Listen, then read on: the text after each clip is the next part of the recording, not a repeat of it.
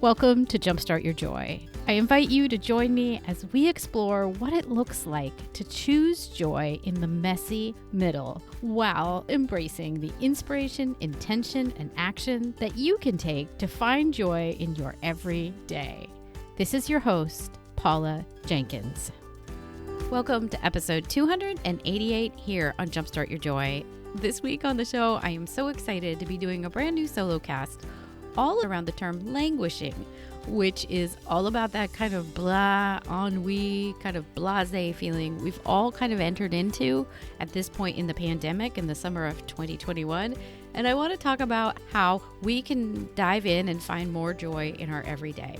Before we get to that, I want to wish you a very warm welcome and also say that if you have not listened to the last two episodes on Jumpstart Your Joy, they have both been a total delight. I got to speak last week with Sonia Renee Taylor, who of course is the author of The Body Is Not an Apology, and she talks all about radical self-love. Please go back and listen to that in episode 287 if you haven't yet. And in 286, I connected for a second time with Fred Waitskin, who has just written a new book called Strange Love.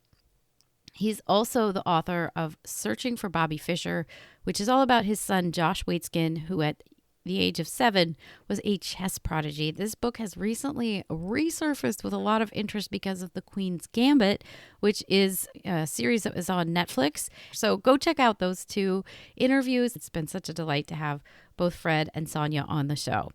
Before we get to this episode, I also want to encourage you, if you haven't checked out the website, go find out everything you want to know, you need to know about Jumpstart Your Joy. You can look at 286 past episodes, some really lovely conversations there, and you can also sign up for the newsletter, which has been refurbished in the last few months.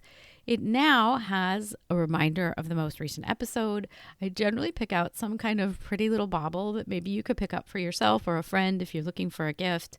I dig around for some good free e-courses that will bring a lot of value to your life. And I share updates on past episodes and past guests and give you a little insight. So that's at jumpstartyourjoy.com. I've also written a book this year, Jumpstart Your Joy, Heart-Centered Ways to Find Joy in the Messy Middle. You can buy that on the website as well. And so I think that's all of the housekeeping here. So let's jump into the bigger discussion around this languishing feeling that we all have going on. There's a really lovely article in the New York Times that came out on April 19th of 2021, written by Adam Grant. And it's done its rounds in a lot of the communities that I'm a part of. And it's titled, There's a Name for the Blah That You're Feeling, and It's Called Languishing, with the subtitle of The Neglected Middle Child of Mental Health Can Dull Your Motivation and Focus, and It May Be the Dominant Emotion of 2021. So in a recent episode, I shared about the relationship between intuition and annoyance. You can find that in episode 285. And I think that's all something that we're feeling as well, is somewhere in that zone of being somewhat annoyed, feeling perhaps a little bit like stuck because we don't quite all have clearance to go out without masks and resume activities that we used to do and that we love. And so it's really no surprise that in the New York Times, Adam Grant wrote a piece about languishing. And when I read it, it struck me that languishing really is one of the predominant emotions that you find in the messy middle. Languishing isn't full-on depression. It's not boredom or anger. It's not any of those. It's just that vague feeling that things aren't great. Or to quote Adam Grant, languishing is a sense of stagnation and emptiness. It feels as if you're muddling through your days, looking at your life through a foggy windshield. And it might be the dominant emotion of 2021. Similar to that article last year about naming the feeling that we were all having that was related to when the pandemic started, which was grief. And I think similar to us all being relieved that people were talking about grief and how we were having a sense of grief at the events that were transpiring during that time, I think we are also somewhat relieved that someone's named this new feeling that we have as well. Because here's what I've seen. I have found that things have started to become overwhelming. And at least for a period of time, I was annoyed most of the time by any number of things. I think that annoyance, if you're feeling it, I now believe that it was my subconscious maybe trying to create space and telling me to stay away from people and things that don't value me or my time. And I've been paying special attention to what the annoyance is about because it seems important. I'm not usually the kind of person that's annoyed, and it does feel like annoyance is keeping me away from the stuff that I don't want to do, that I don't like doing, and that I don't want to do anymore. So it's a really important message for me. These are the things that I should let go of. It feels a little bit like spring cleaning, really. And maybe that's what this part of our timeline through the pandemic is all about. We are in the messy middle and we want to clean it up. That's what we're hardwired almost to do, is to clean up messes. We're tired of this mess. We're tired of people wanting us to give more than we're comfortable with. And we're tired of feeling used or silenced or put in a box that defines us by somebody outside of ourselves. So I think each of us is starting to clean up the mess because we're still at home, many of us. We're still sheltering either by choice or because it seems like the comfortable thing to do. And we're still not totally back to doing things with other people the way that we were back in 2019. So here are some of the ideas about maybe what you can do to clean up during this time of languishing. This is not earth-shattering, and it's something that I've been, air quotes, meaning to do for years. I'm going to bed on time. No, really. This is step one.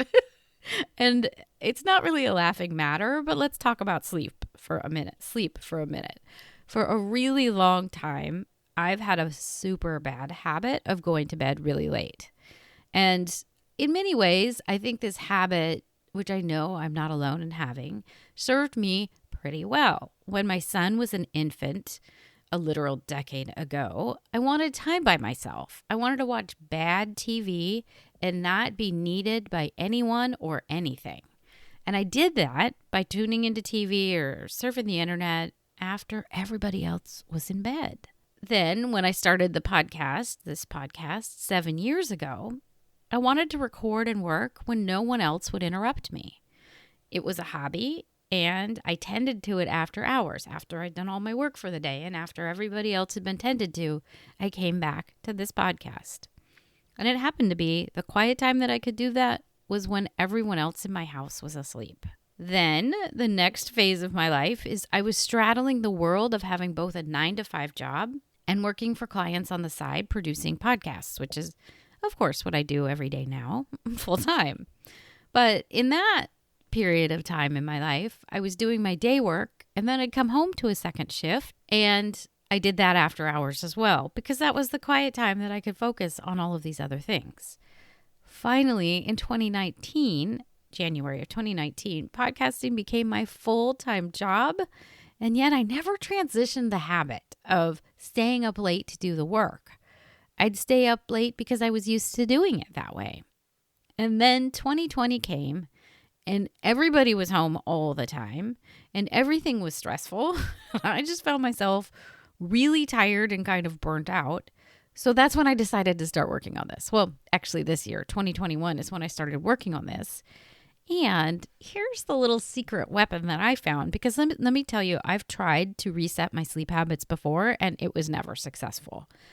So I looked around for an app. I figured everything has an app now, and maybe there was something that could help me with this. And I found something called Sleep Cycle to track when I go to bed and to see how much sleep I'm actually getting. Because I got to the point where I was tired of my own bullshit, and I was tired of being up late and doing work when I was tired, because I could also see that I was not doing my best work when I was exhausted. So let's jump back to the article by Adam Grant for a minute. And what's interesting is in this same article, and the link is in the show note, in the episode notes for you, but he references a trend that also has gotten some attention recently, which is called, and I'm quoting this, revenge bedtime procrastination. Or in like normal layman's terms, it's staying up late because you want a little extra time to yourself.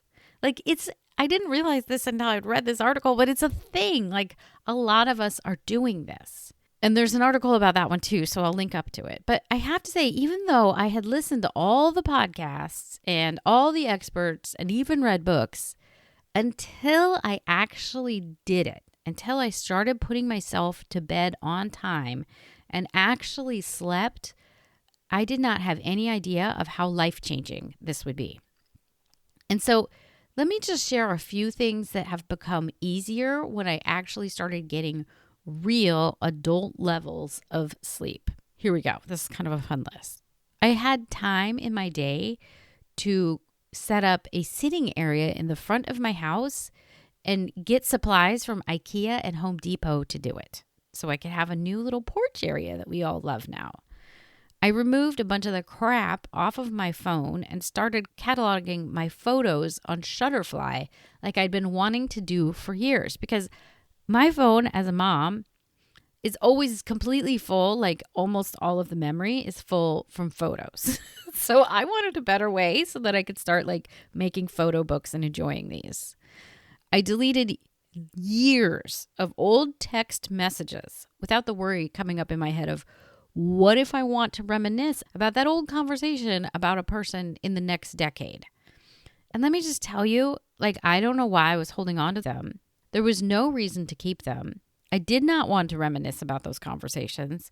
And if the person had sent me photos in a text, I cherished the memory. I saved it to my phone. I loaded it to Shutterfly and I moved on. The next thing that has happened is my family and I have started cleaning our house in a rotation, daily, weekly. That makes a lot of sense to me. And if you know from really long time ago back episodes, I love Fly Lady.